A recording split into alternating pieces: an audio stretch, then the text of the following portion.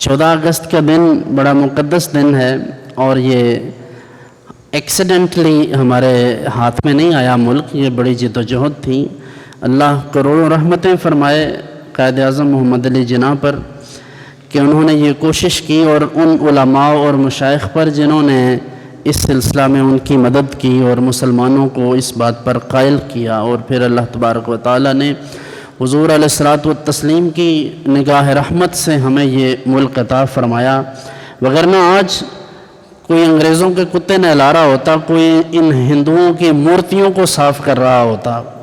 ये अल्लाह का महज फ़ज़ल है और इन बुज़ुर्गों की मेहरबानी है कि अल्लाह ने हमें ये आज़ादी अता फ़रमाई। लेकिन मेरे भाई, ये आज़ादी इसलिए नहीं है कि हम साइलेंसर उतार कर अपने दूसरे मुसलमान भाइयों के कान फाड़ दें।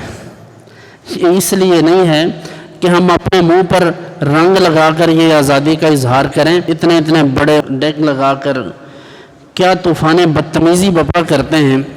काश के ऐसे मौका पर हम सजदा शुक्र अदा करें, अल्लाह की बारगाह में सर्वसजूद होकर उससे अपने गुनाहों की माफ़ी मांगें और शुक्र अदा करें कि उसने हमें आज़ादी अता फ़रमाई।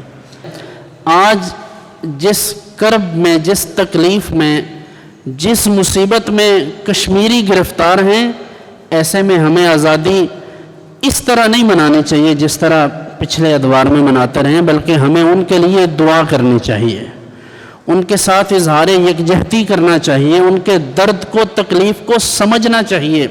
हमें आज़ादी इसी तरह मनानी चाहिए कि दूसरों को मुबारक दें, लेकिन ये जहन में रखें कि हम ज़हनी तौर पर आज़ाद नहीं हुए।